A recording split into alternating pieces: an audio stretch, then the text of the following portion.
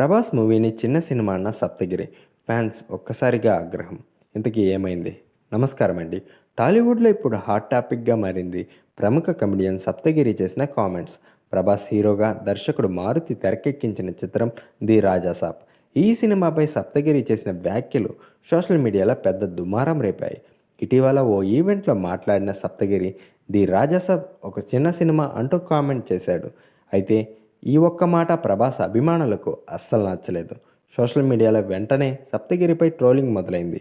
ప్రభాస్ లాంటి pan India star cinema ఎలా చిన్న సినిమా అవుతుంది అంటూ అభిమానులు తీవ్ర ఆగ్రహం వ్యక్తం చేశారు. ప్రభాస్ ఫ్యాన్స్ నుంచి భారీ స్థాయిలో నెగిటివ్ రియాక్షన్ రావడంతో ఈ విషయం దర్శకుడు మారుతి దృష్టికి వెళ్ళింది. వెంటనే మారుతి సప్తగిరికి ఈ వివాదంపై క్లారిటీ ఇవ్వాలని సూచించినట్లు సమాచారం.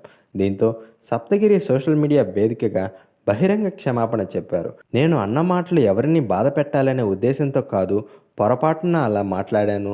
ప్రభాస్ గారిపై నాకు చాలా గౌరవం ఉంది. అభిమానులు నా మాటలను తప్పుగా అర్థం చేసుకున్నారు. ఎవరినైనా నొప్పించేలా మాట్లాడి ఉంటే నన్ను క్షమించండి అని సప్తగిరి చెప్పారు.